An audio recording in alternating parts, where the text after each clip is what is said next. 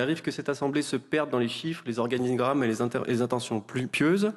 Ce texte permet de faire un pas de côté, car derrière ces mètres carrés, ces baux et ces opérateurs, c'est une interrogation politique qui affleure.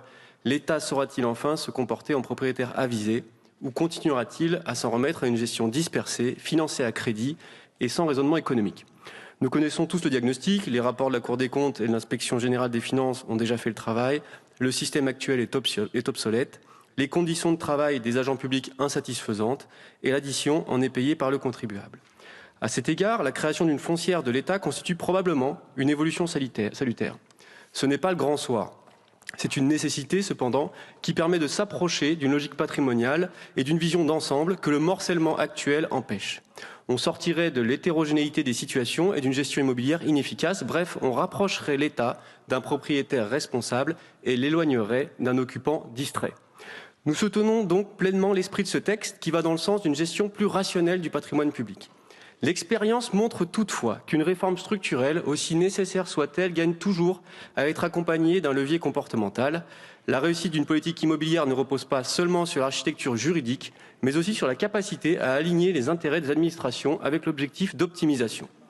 Lorsqu'une administration sait que les efforts qu'elle consent en libérant des mètres carrés, en mutualisant des implantations, en modernisant ses usages, peuvent lui bénéficier directement, la dynamique change. On passe d'une logique de contrainte à une logique d'adhésion, gagnant-gagnant. Il ne s'agit pas de pénaliser des services déjà très sollicités. Il s'agit au contraire de valoriser les démarches vertueuses, de permettre ainsi aux plus efficaces de tirer un bénéfice de leur bonne gestion sans rien retirer à ceux qui n'en ont pas encore la capacité. Nous sommes au début d'un gigantesque exercice de contrôle de gestion, de pilotage de l'action publique laissé en friche depuis tant d'années. Nous voyons cependant venir d'ici l'éternel retour des suggestions spéciales de tel ou tel ministère ou de l'intérêt patrimonial particulier qui découlerait de l'occupation prestigieuse de tel ou tel bâtiment ou encore des méandres d'une gouvernance pléthorique, incapable et déresponsabilisante. Gardez ces écueils à l'esprit. Ce texte ouvre par ailleurs une perspective plus large, celle de la réduction de la dépense publique et donc de la libération du pouvoir d'achat. Chaque euro économisé sur des mètres carrés inutiles ou trop coûteux, chaque bâtiment mieux géré, chaque projet rationalisé, c'est un euro de moins à lever sur les entreprises et in fine sur les ménages. Un État plus sobre est un État qui taxe moins, qui entrave moins et qui fait davantage confiance aux forces productives. Cette réforme aide l'État à quitter le confort de la routine bureaucratique pour entrer dans l'exigence du pilotage stratégique. Il devra adopter une culture de gestionnaire, de valorisation de ses actifs, cela a été souligné, comme le ferait tout propriétaire avisé. Nous resterons vigilants, bien sûr. Une foncière ne doit pas devenir un nouvel étage de la fusée bureaucratique. Elle doit être un outil de performance, pas un alibi de plus pour repousser les réformes.